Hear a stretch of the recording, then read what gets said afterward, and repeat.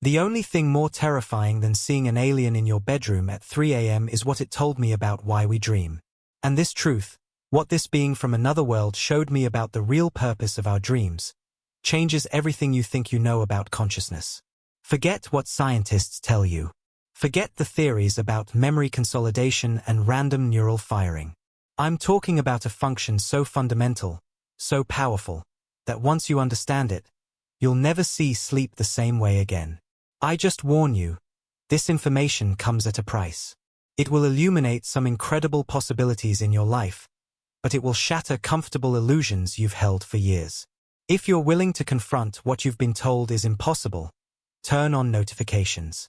What Dr. Sarah Chen witnessed in her apartment in Seattle was not just an encounter with an extraterrestrial being, but the beginning of a revelation about human consciousness that has been hidden in plain sight. Now, let me tell you how it all began. An alien appeared in my bedroom, and what it revealed about why we dream will change everything you think you know about sleep. I'm not talking about random brain activity. I'm talking about something that's been happening every single night of your life, serving a purpose so profound that once you understand it, your entire relationship with consciousness will transform. But I must warn you, what you'll discover may be disturbing. It may challenge everything neuroscience has taught you. And once you see it, there's no going back to ignorant sleep. If you're ready to hear a truth that science is only beginning to glimpse, subscribe to the channel and activate the bell. Because what happened to Dr. Sarah Chen in that Seattle apartment will open your eyes to something that happens every time you close yours. Now, let me tell you how it all started. Dr. Sarah Chen was lying in bed, unable to sleep, when the room suddenly filled with a strange blue light. It wasn't coming from the window. It wasn't her phone. It was emanating from thin air itself, growing brighter with each passing second. At 34, with a PhD in neuroscience and 5 years of sleep research at the University of Washington, Sarah had learned to trust empirical evidence. But nothing in her training prepared her for this. The light coalesced, took shape, became something solid. And there, standing at the foot of her bed, was a being that should not exist. Sarah's first instinct was to scream, but her voice caught in her throat. The being was humanoid but clearly not human. Tall, impossibly thin, with skin that seemed to shift between gray and silver depending on the angle of the light. Its eyes were large, dark, and deeply intelligent. "Please don't be afraid," the voice came, not from any mouth, but directly into her mind. "I mean you no harm." Sarah's heart hammered against her ribs. Her scientific mind screamed that this was impossible. Hallucination, sleep paralysis, some kind of neurological event. But her hands gripping the sheets were real. The cool air on her skin was real. And the being standing there was undeniably, terrifyingly real. What are you?" she managed to whisper. "A researcher, like you," the telepathic voice replied. "I study consciousness across different species. And I need your help." "My help?" Sarah's voice cracked. "Why would whatever you are, need my help?" The being moved closer, and Sarah noticed it walked with an odd fluidity, as if gravity affected it differently. "Because you're asking the right questions about dreams. You're closer to the truth than you realize. But you're missing one crucial piece. And I can show you." Sarah's scientific curiosity began to override her terror. For 3 years, she'd been researching REM sleep, trying to understand why the brain produces such vivid, bizarre experiences every night. Her latest research had hit a dead end. Brain scans showed activity, but they couldn't explain the why behind dreaming. "What do you know about dreams?" she asked, her voice steadier now. "Everything," the being replied simply. "We've been studying human consciousness for millennia.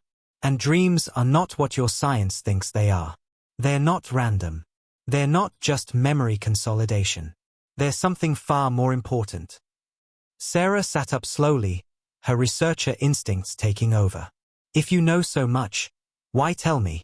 Why now?" "Because your species is at a critical juncture. You're beginning to manipulate consciousness in dangerous ways. Pharmaceuticals that suppress dreams, technologies that interrupt sleep cycles, lifestyles that treat sleep as an inconvenience. And you don't understand what you're damaging." The being gestured, and suddenly the air between them shimmered. Images began to form, brain scans, but unlike any Sarah had ever seen. They showed patterns of activity that pulsed with colors she couldn't name, moving in rhythms that seemed almost musical. "What am I looking at?" Sarah breathed. Human brain during REM sleep. But not just electrical activity. This shows the dimensional interface, the bridge between your physical consciousness and something far greater. Sarah felt her scientific worldview beginning to crack. Dimensional interface? That sounds like science fiction. Does it?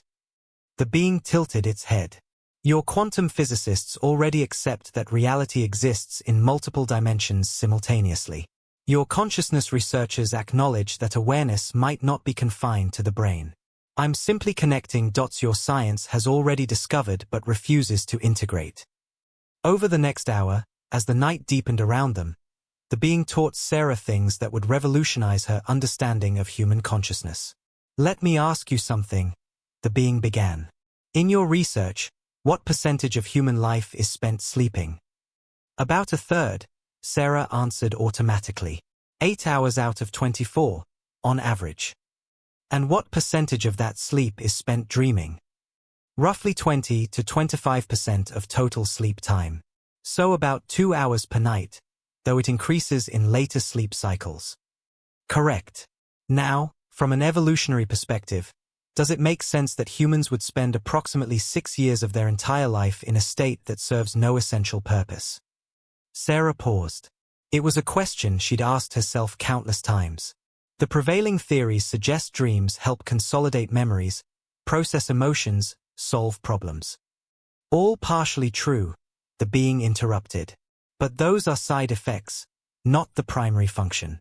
"Tell me, Dr. Chen, what happens to humans who are completely deprived of REM sleep?" Sarah knew this well. It was fundamental to her research. They deteriorate rapidly. Cognitive impairment, emotional instability, hallucinations, and eventually, death. There are documented cases of fatal familial insomnia where the inability to achieve REM sleep leads to complete neurological breakdown. Exactly. Death. Not from lack of rest. Subjects can lie in bed for hours. Not from physical exhaustion. Their bodies remain physically healthy for weeks. They die specifically from the absence of the dream state. Why? Sarah had no answer. It was one of the greatest mysteries in sleep research. The being moved closer to the shimmering images still floating in the air. Because dreams are not entertainment. They're not therapeutic processing sessions. They're maintenance protocols for consciousness itself. Every night, when you dream, you're not just in your brain. You're interfacing with a larger field of consciousness that exists beyond physical reality. That's not possible, Sarah said, but her voice lacked conviction. Isn't it? You've studied out-of-body experiences, near-death experiences, lucid dreams where people report accessing information they couldn't possibly know. You've documented cases of shared dreams, precognitive dreams, dreams that seem to transcend the limitations of individual consciousness. What's your scientific explanation for those? Sarah had encountered all these phenomena in her research. The official stance was always the same: coincidence, selective memory, confabulation.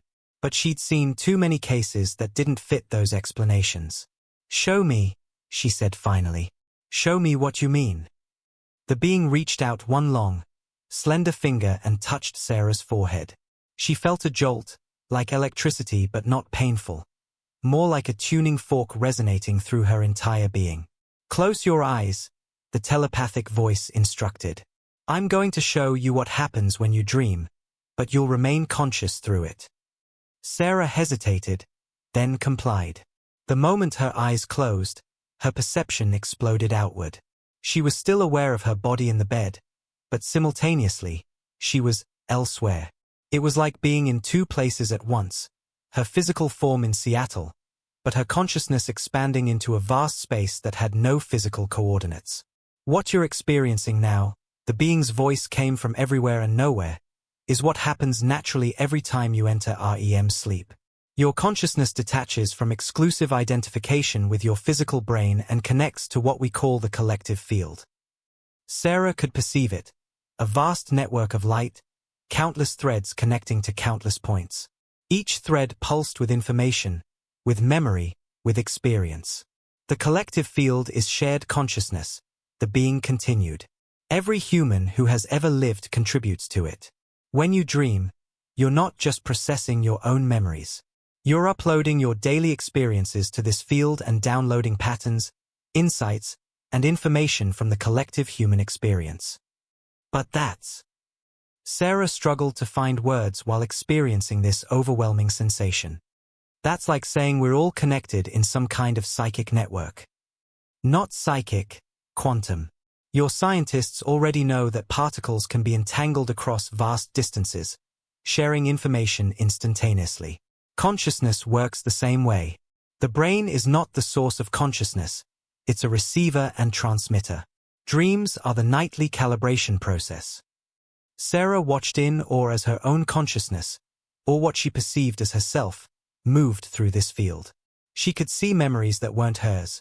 A woman in 1940s Paris opening a letter, a child in ancient Egypt learning to write, a programmer in Tokyo solving a coding problem. Fragments of human experience, all accessible, all part of this vast library. This is why you sometimes wake up with solutions to problems you weren't consciously working on, the being explained.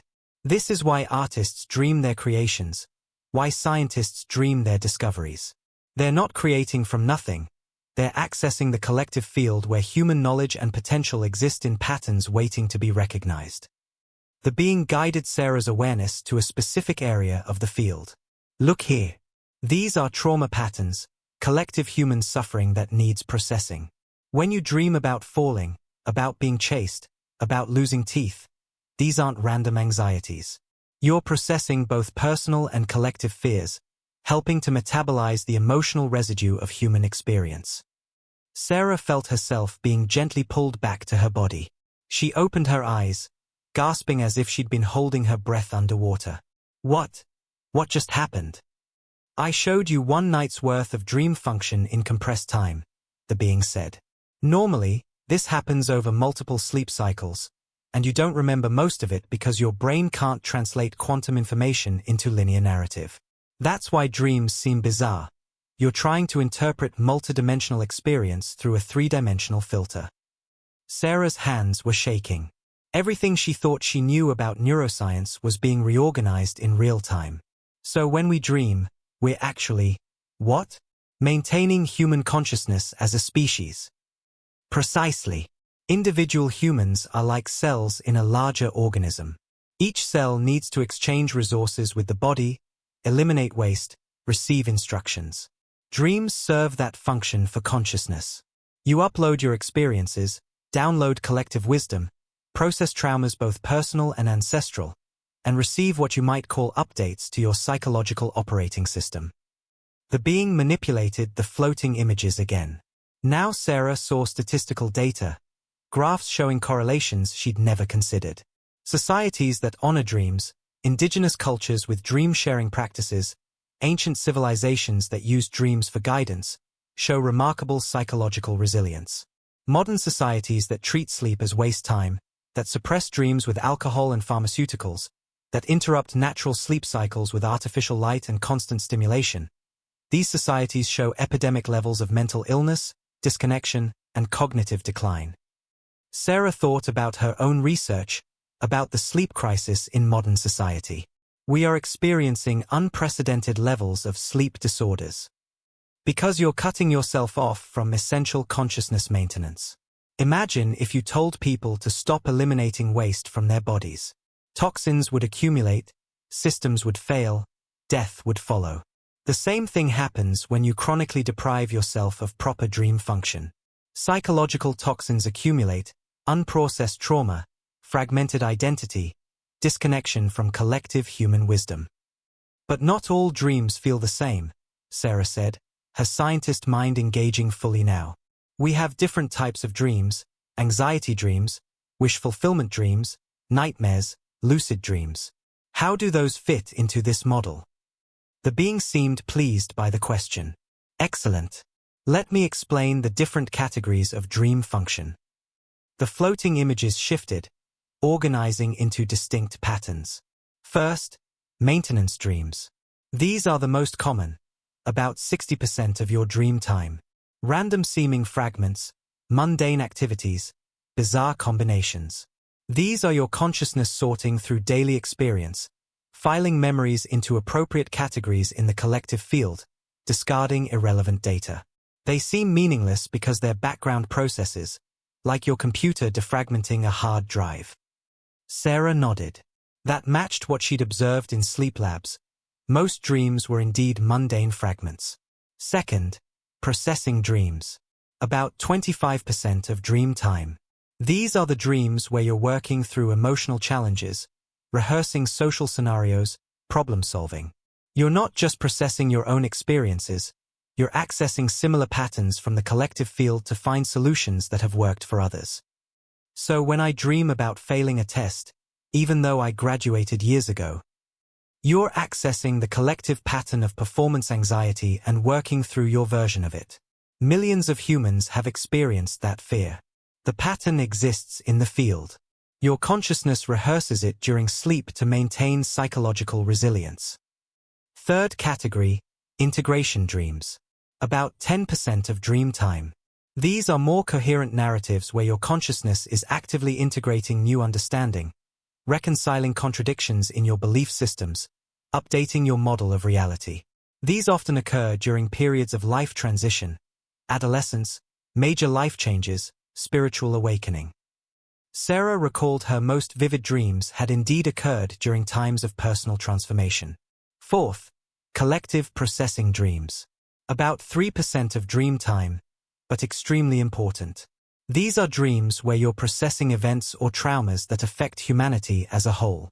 During wars, epidemics, natural disasters, humans across the globe report similar dream themes. You're helping to metabolize collective suffering. And the remaining 2%. The being's energy seemed to intensify. These are the most important. Direct communication dreams. Sometimes with other living individuals, what you call telepathic dreams. Sometimes with the deceased, what you call visitation dreams. And sometimes, the being paused meaningfully, with non-human intelligence. Like what's happening right now, except you're awake for it. Sarah felt her spine tingle. You're saying this could be a dream? No. You're fully awake. But the communication protocol is the same. I'm interfacing with your consciousness the way the collective field does during dreams, directly, bypassing language, transmitting understanding. This is why, despite being from a completely different species with no shared language, you understand me perfectly. But if dreams are so important, Sarah asked, why can't we remember most of them? I might have 5 or 6 dreams per night, but I usually only recall fragments of one, if that. Deliberate design, the being responded. Imagine if you consciously remembered every maintenance protocol your body performs, every cell division, every chemical process, every immune response. You'd be overwhelmed with irrelevant data. The same applies to consciousness maintenance. The being showed her brain scans again, highlighting the hippocampus, the memory formation center. During REM sleep, your hippocampus is partially suppressed. You're meant to forget most dreams because they're background processes. You only remember dreams that contain specific messages for your waking consciousness, warnings, insights, solutions you need to be consciously aware of. But some people remember dreams very clearly, while others barely remember any. That depends on several factors. Natural variation in memory formation during sleep. How abruptly you wake, waking during or immediately after REM makes recall easier. But also, and this is crucial, how much attention you pay to dreams. The brain learns what's important to you. If you dismiss dreams as meaningless, your brain won't bother storing them in long-term memory. If you value dreams, journal them, discuss them, your brain prioritizes dream recall. Sarah thought about her own dream journal, which she'd kept sporadically. When she was actively writing dreams down, she remembered far more of them. There's another reason for dream amnesia, the being continued. Some dreams contain information that would be destabilizing if consciously remembered.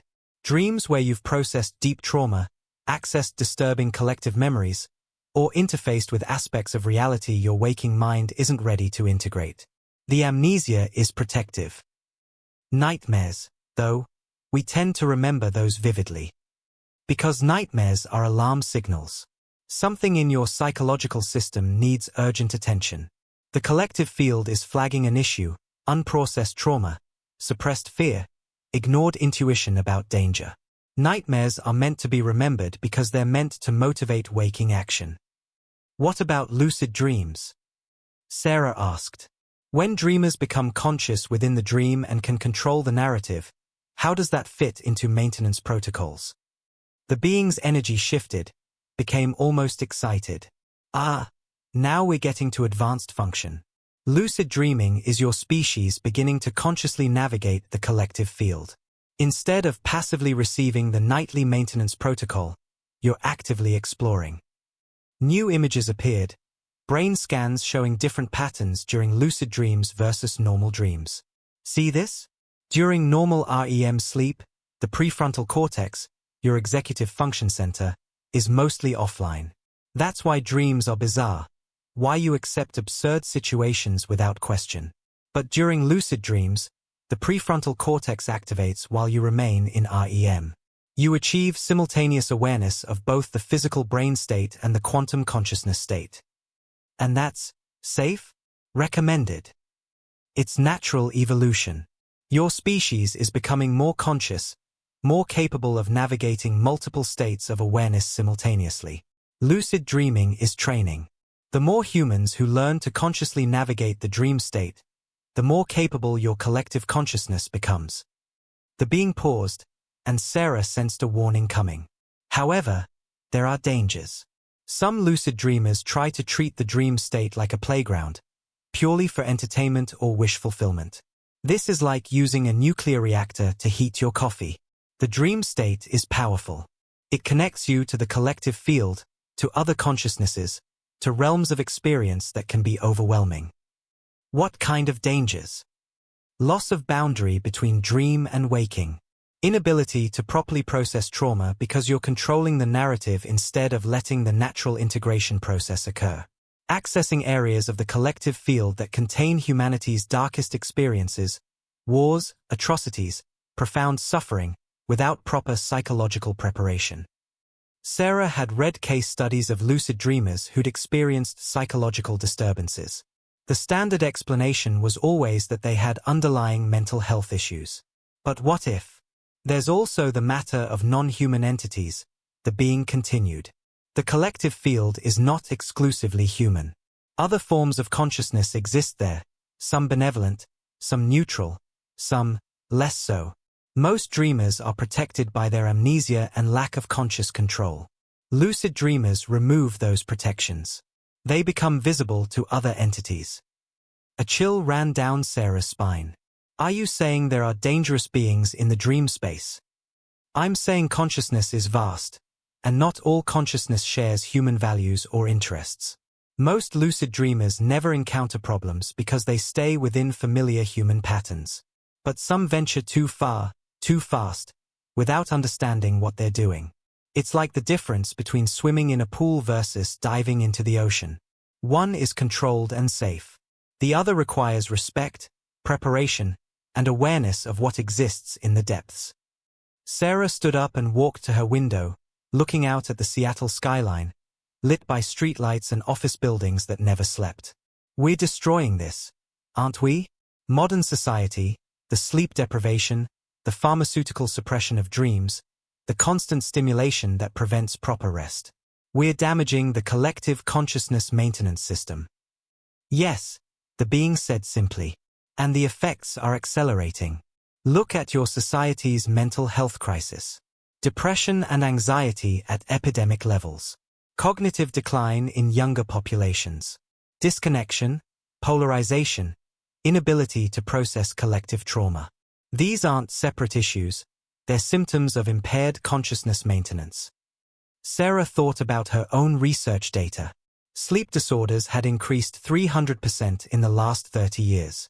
Dream recall had plummeted. Even in her sleep lab, She saw participants who went nights without achieving proper REM cycles. What happens if this continues?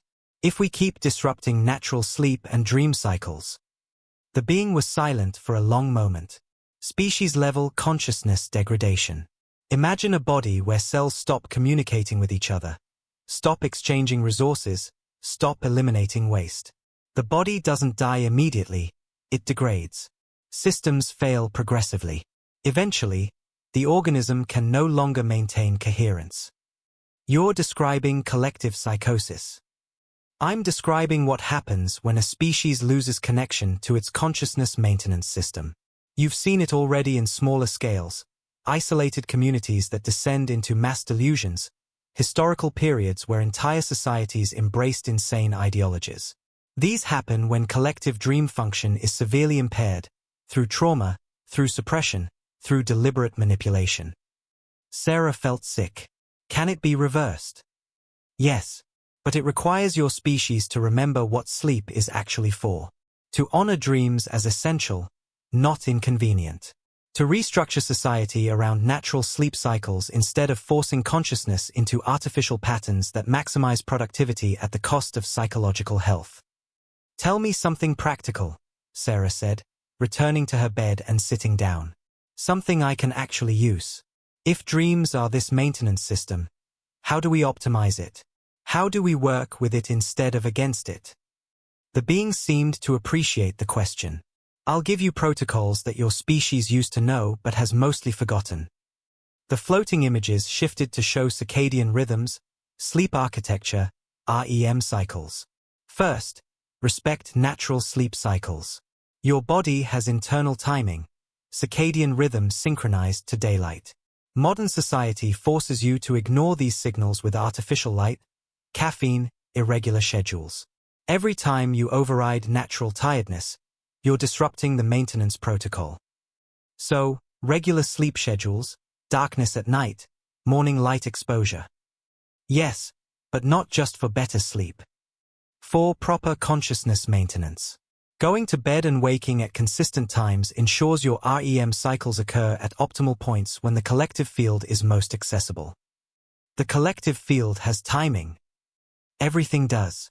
There are periods, roughly between 2 a.m. and 6 a.m. in your time zone, when human collective consciousness is quieter because most people are asleep. During these hours, individual consciousness can access deeper levels of the field with less interference. This is why your most profound dreams typically occur in the early morning hours. Sarah made mental notes, her researcher instincts fully engaged now. Second protocol, dream journaling, but done correctly. When you wake, spend 5 to 10 minutes immediately recording whatever you remember. Not analysis, just capture the raw content. This trains your brain to prioritize dream recall and helps you identify patterns over time. I've done some of that, but not consistently. Consistency is key. Your brain learns what you value. Journal dreams for 30 days straight, and your recall will increase dramatically. You'll start noticing recurring symbols, themes, messages that your consciousness is trying to communicate. Third, create pre-sleep intention. Before sleeping, take 2 minutes to set conscious intention for your dream state. Not controlling what you'll dream, that doesn't work.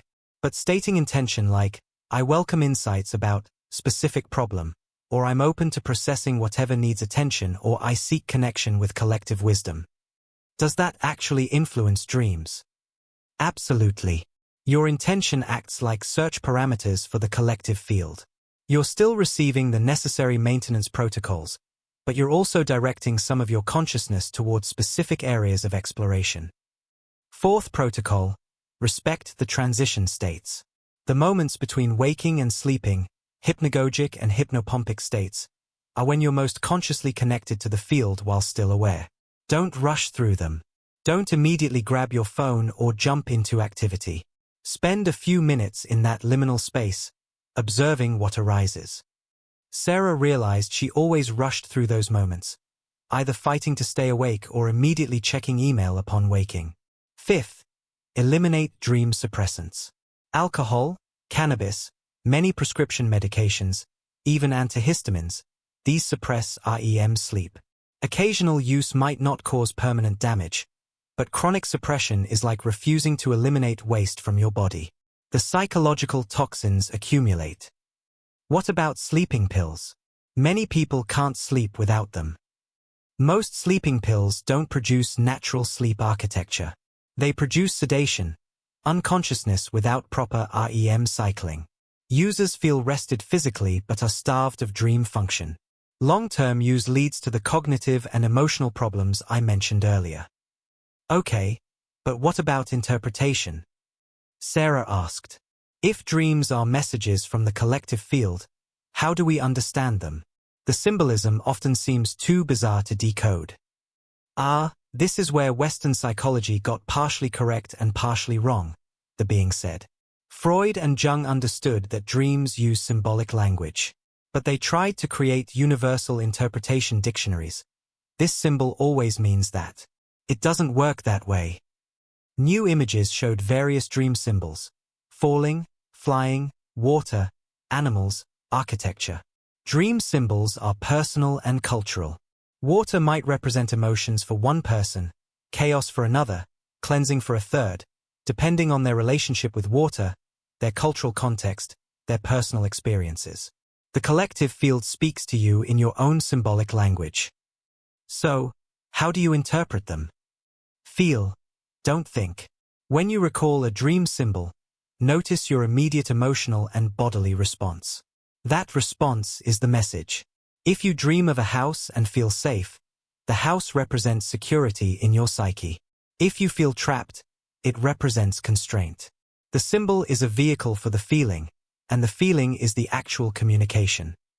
Sarah thought about dreams she'd had, how often she tried to logically interpret symbols instead of simply feeling them.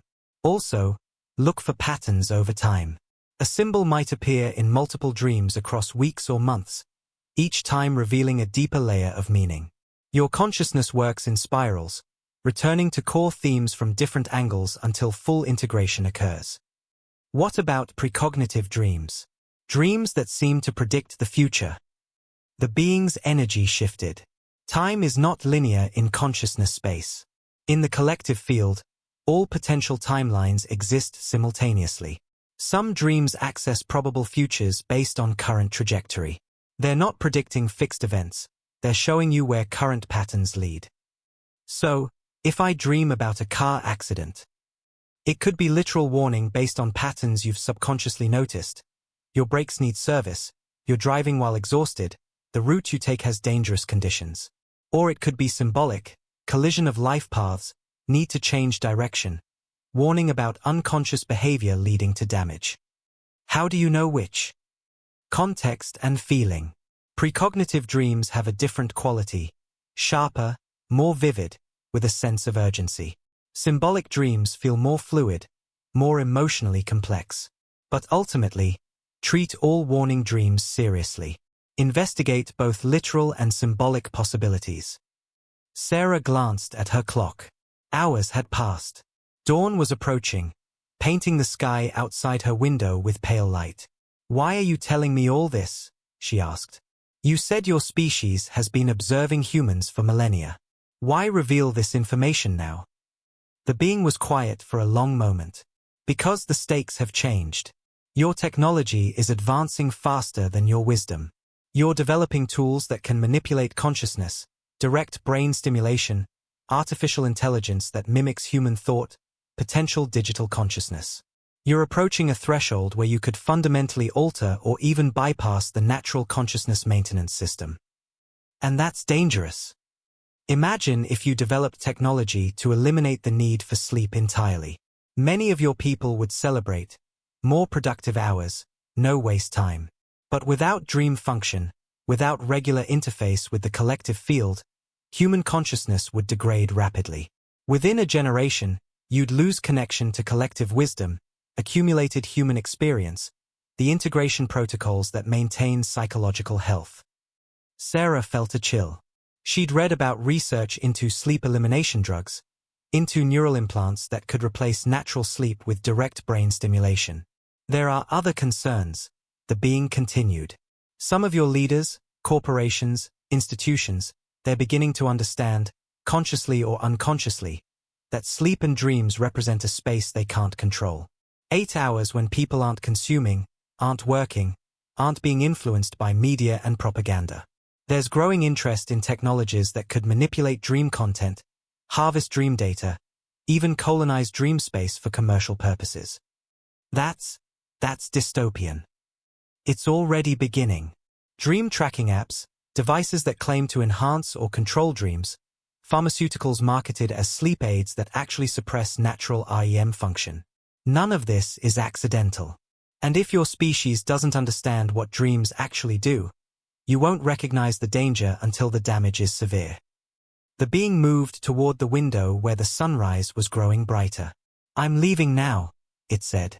"My time here was brief, but I've given you enough information to begin understanding. The question is, what will you do with it?" Sarah stood up. I'll incorporate it into my research. I'll try to educate people about proper sleep hygiene and dream function." Will they listen? Will institutions that profit from sleep deprivation, from pharmaceutical dream suppression, from the productivity cult, will they welcome research that challenges their interests? Sarah knew the answer. Academic funding came from pharmaceutical companies, corporate wellness programs, government grants tied to productivity enhancement. Research that suggested we needed to sleep more, work less, honor dreams as sacred time. It wouldn't be popular. "I don't know," she admitted. "But I have to try." The being placed a long finger on Sarah's forehead one last time. She felt that tuning fork sensation again. "I'm giving you something," it said.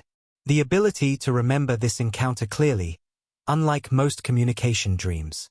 And enhanced access to your own dream states.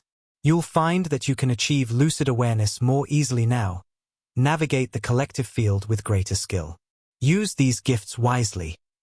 "Wait," Sarah said urgently. "How do I contact you again? How do I ask more questions?" "Through dreams," the being replied simply.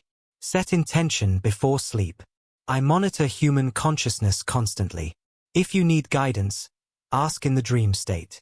I'll respond when appropriate."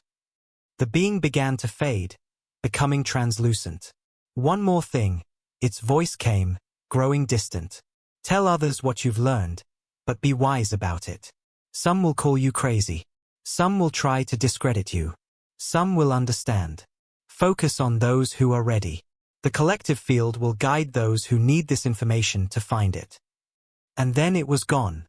Sarah stood alone in her bedroom as the sun rose over Seattle, illuminating her space with golden morning light. She looked at her hands, still shaking slightly. Looked at her dream journal on the nightstand. Looked at her research notes scattered across her desk. Everything had changed.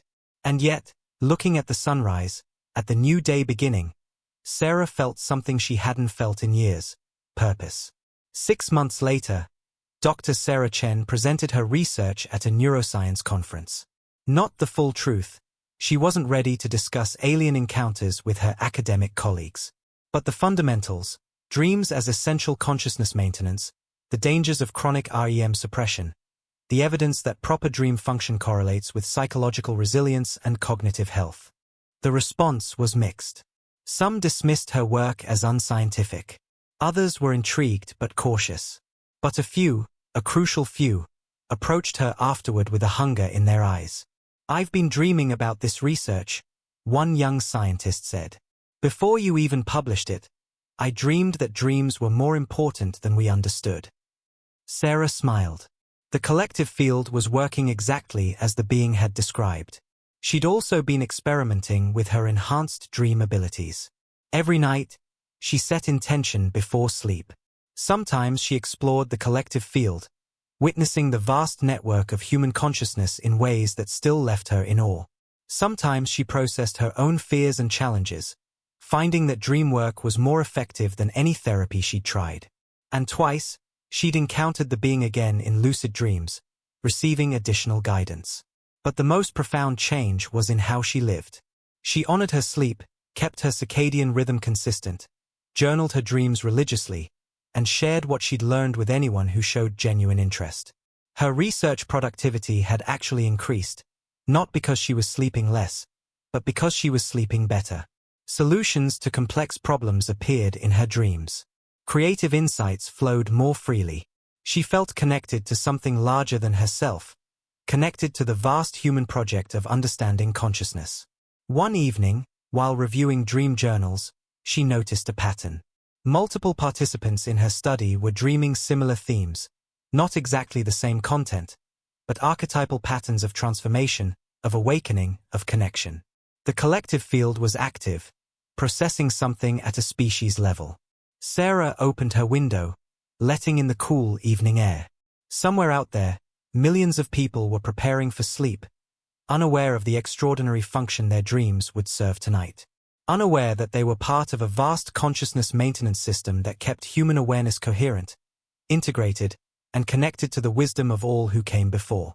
She thought about the being's warning, that humanity was approaching a threshold where it could damage or bypass this system entirely. She thought about her responsibility to protect it, to help people understand what they were risking. But she also thought about the hope inherent in the knowledge. If dreams truly connected humans to collective wisdom, to each other, to the accumulated experience of the species, then no matter how dark things seemed, that connection remained. Every night, billions of people accessed the collective field, uploaded their experiences, downloaded wisdom, maintained the network of consciousness that made humanity more than just isolated individuals. As long as people dreamed, there was hope. Sarah sat at her desk and opened her dream journal for the night ahead. She wrote her intention: I welcome guidance on how to help humanity remember the sacred function of dreams. Then she turned off her lights, lay down, and prepared to sleep. And somewhere in the vast darkness between stars, a being smiled, feeling another human consciousness beginning to awaken. The night an alien appeared in Dr. Sarah Chen's bedroom and revealed the truth about dreams changes everything you thought you knew about why we sleep. Dreams are not random neural noise. They're not just memory consolidation. They're the nightly maintenance protocol for human consciousness, the interface between your individual awareness and the vast collective field that contains all human experience, wisdom, and potential. Every time you ignore sleep, suppress dreams with substances, or treat rest as waste time, you're damaging essential consciousness maintenance. You're cutting yourself off from collective wisdom, from trauma processing, from the integration protocols that keep you psychologically coherent. But here's the extraordinary part. You can reclaim this.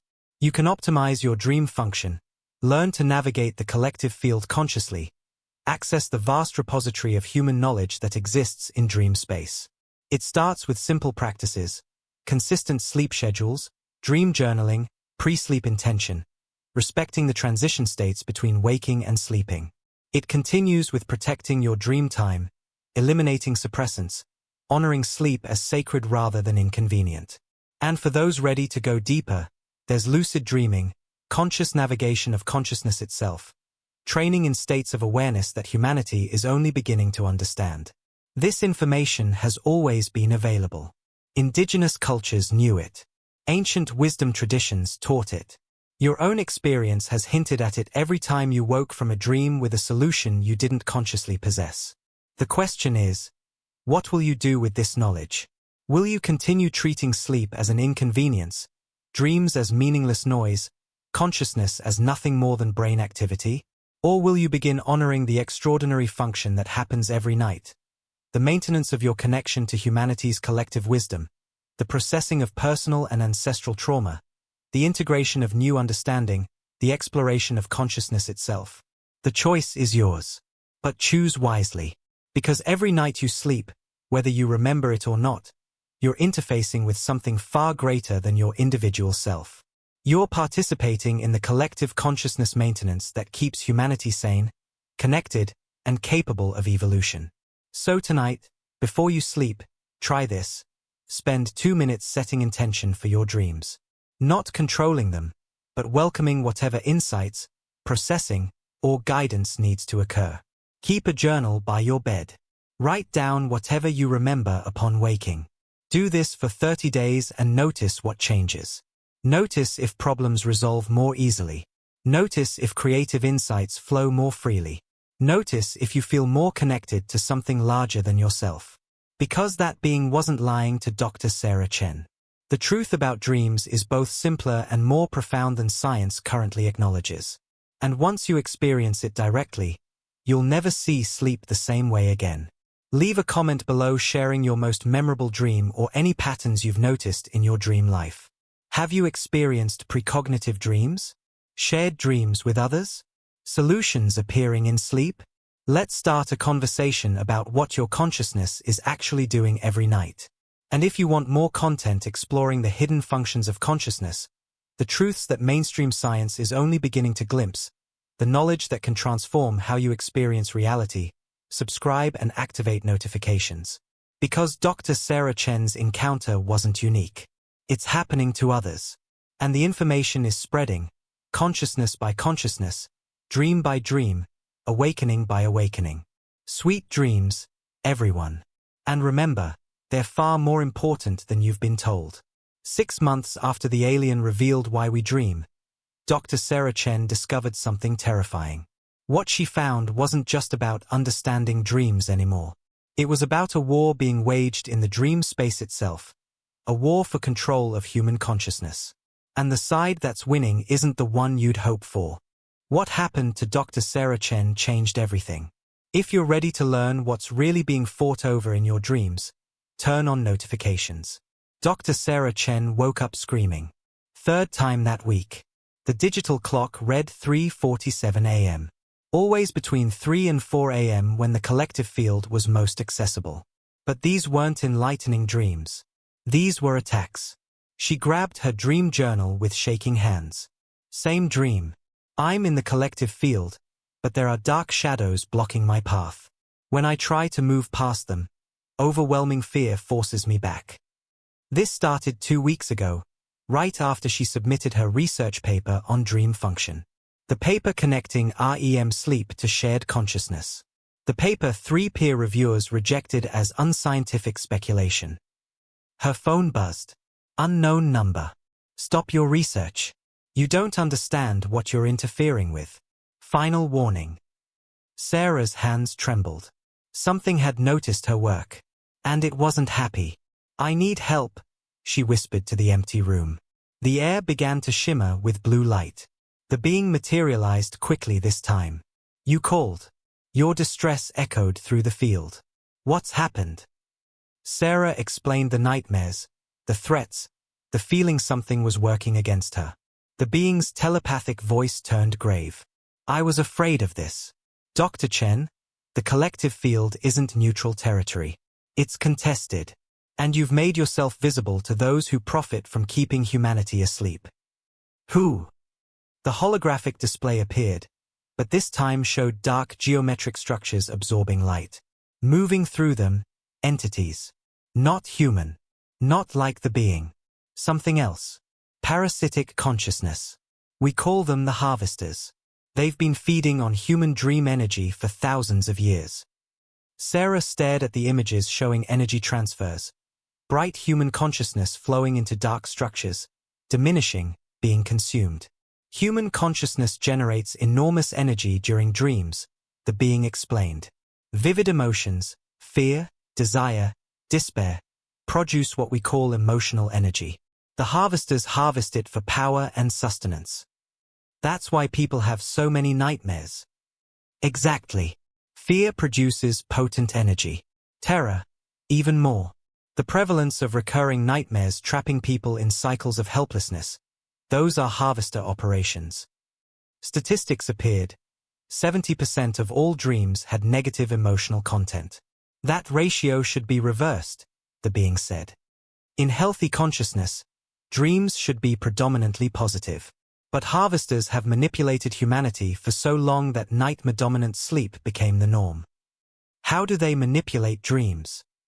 They amplify existing fears, trigger traumatic memories during REM, create scenarios that maximize distress.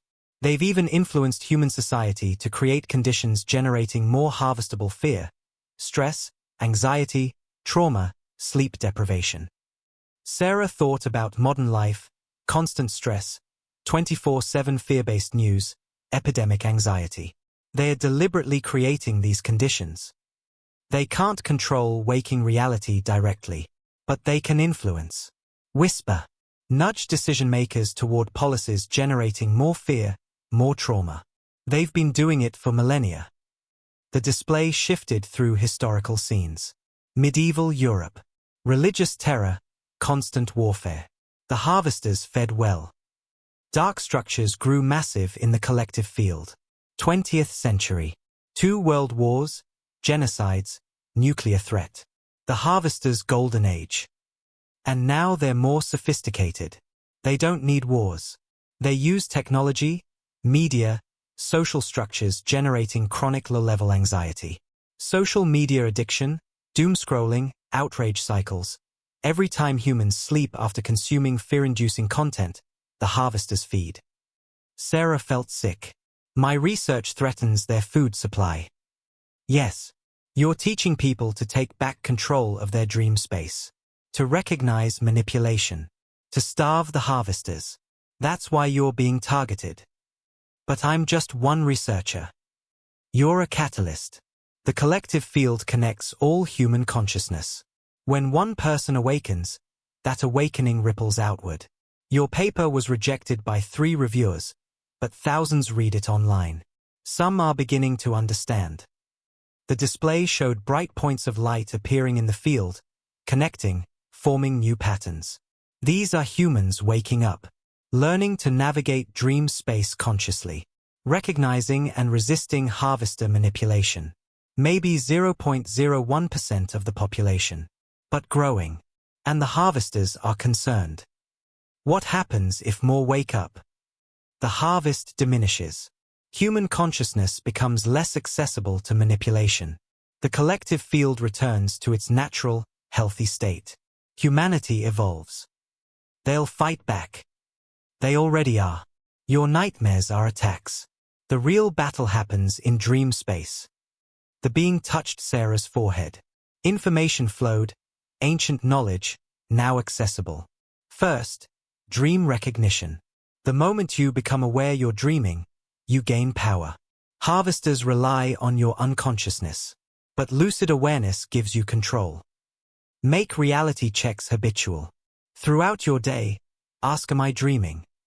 Check your hands, read text twice. When this becomes habit, you'll do it in dreams. When the reality check fails, you'll know you're dreaming. Second, energy shields. Once lucid, you need protection. Visualize a sphere of light around yourself. Not just imagining, actually generating it with intention. In dream space, intention is reality. Strong conviction creates real protection. Third, pattern recognition.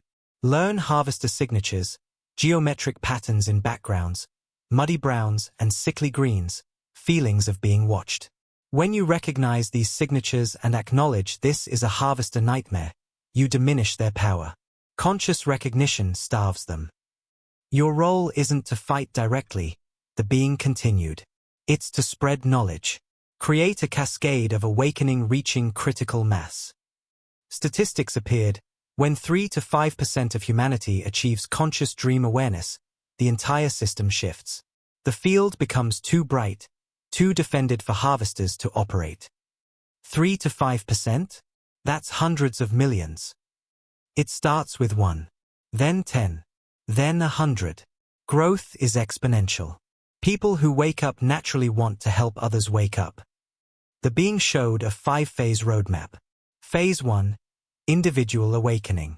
People like you learning truth, developing lucid capability. Phase 2, community formation. Awakened individuals forming networks, creating spaces to share knowledge safely. Phase 3, cultural penetration. Knowledge spreading to mainstream, scientists publishing, artists creating, teachers introducing practices. Phase 4, critical mass. When 3 to 5% practice conscious dreaming, the tipping point occurs. Harvester operations become untenable. Phase 5, integration. Humanity learns to consciously navigate both waking and dreaming. Society restructures to honor both states. What phase are we in? Late phase 1, early phase 2. 5 to 10 million humans have some conscious dream awareness. Your role is to accelerate Phase 2 and initiate Phase 3. The being began fading. I'm running out of energy, but you need to understand something crucial. What? Harvesters aren't your only challenge. Human organizations have discovered pieces of this knowledge and use it for control. They understand dream manipulation. They've developed techniques to influence populations through targeted dream interference. Who? Governments? Corporations? Both. Secret societies preserving this knowledge for power. Intelligence agencies researching consciousness manipulation. Technology companies building systems that will destroy what I'm teaching you. There's a human conspiracy to keep humanity asleep. Various groups with different motivations. Some profit from sleeping populations. Some believe awakening would be dangerous. Some made deals with harvesters themselves. How do I fight that? You don't fight. Fighting generates fear, which feeds harvesters. You educate, demonstrate, build alternatives, show people a better way and let them choose. The being was nearly transparent now. Your technology is advancing rapidly. Within decades, you'll have brain implants, AI integration, digital consciousness uploads. These could facilitate awakening, or make it permanently impossible. Imagine implants that suppress dreams entirely. AI monitoring the collective field. Digital substrates severing connection to source. The window is narrow, 2 to 3 decades. Either humanity awakens during that window, or the opportunity may be lost. Every person who awakens creates influence, making it easier for others. The being said, almost gone. You don't need to convert everyone. Just reach those who are ready, who are already sensing something is wrong. How will I know who's ready? They'll find you. The field guides those prepared to the teachers they need. Your job is to be visible, keep teaching, trust the right people will appear. One last thing. The nightmares will continue. Harvesters won't stop targeting you. But you have tools now. Use them. Every nightmare you successfully navigate weakens them and strengthens the field. You're fighting for all of humanity. And it was gone. Sarah sat in silence as dawn approached.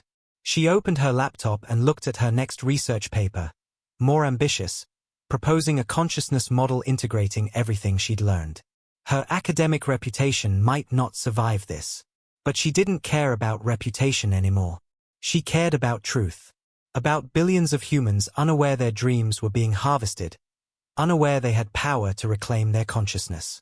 She thought about the roadmap. Phase 2, community formation. Time to connect with others. Sarah opened her email and began messaging researchers who'd contacted her after her first paper. The ones who'd said this resonates. The ones who'd asked, how can I learn more? Time to build networks. Time to accelerate the awakening. As she typed, Sarah felt something shift. She was no longer just a researcher. She was a catalyst. A teacher. A warrior in a battle most people didn't know existed. The sun rose. Sarah saved her work and went back to bed. She needed sleep. But this time, as she drifted off, she maintained awareness. She watched herself descend through consciousness levels, waking to hypnagogic to light sleep to deep sleep to REM. And there it was, the collective field, vast and luminous, with dark structures present but less intimidating now. Sarah moved through the field consciously, aware she was dreaming but fully present. She noticed other bright points, other awakened humans navigating dream space. She wasn't alone. None of them were. Every awakened dreamer created a beacon for others. Every conscious navigation made it easier for others to navigate consciously. The war for human consciousness was real. But it was winnable. One awakened dreamer at a time. One lucid dream at a time. One moment of recognition at a time. As she explored the field that night, consciously defending against harvester operations, connecting with other awakened dreamers, she understood. This wasn't just about dreams. It was about freedom. Evolution. Humanity's next leap in consciousness. And that leap would happen one dream at a time, until the entire species remembered what it had forgotten. That humans weren't just biological machines. They were consciousness itself, temporarily experiencing limitation, ready to remember their true nature. The war was being fought in dreams. But the victory would transform waking reality. And Dr. Sarah Chen was ready to fight. The aliens' return revealed what's really happening in your dreams, their battlegrounds. The harvesters feed on dream energy by manipulating nightmares. Human organizations use dream manipulation for control. Technology threatens to permanently sever consciousness connection. And it's all happening while most people remain unaware. But you have power. Every time you become lucid, you disrupt their operations. Every time you recognize manipulation and resist, you weaken their hold. Every conscious navigation strengthens the field. Start tonight. Before sleep, set intention to become conscious in dreams. Do reality checks throughout tomorrow. Ask, am I dreaming? Make it habit. Keep a dream journal. Look for harvester signatures, geometric patterns, specific colors, feelings of being watched. Find community. Connect with dream circles, consciousness researchers, lucid dreaming practitioners. Phase 2 requires collective effort. The window is narrow, 2 to 3 decades. But if we reach 3 to 5% critical mass, everything changes. The harvesters lose their food supply. Humanity remembers what it really is. Leave a comment sharing your experiences with dream manipulation. Have you noticed suspicious patterns? Achieved lucidity? Felt external influence? Let's compare notes. Let's accelerate the awakening. Subscribe and activate notifications. Dr. Sarah Chen's journey continues. The war intensifies. The knowledge that can set humanity free will be shared with those ready. The harvesters rely on your ignorance. Every person who wakes up is a loss to them and a gain for humanity. Wake up. Become conscious. Take back your dreams. Take back your power. The choice is yours. But choose quickly. Don't forget. Remember. Awaken. And teach others. The future of human consciousness depends on it.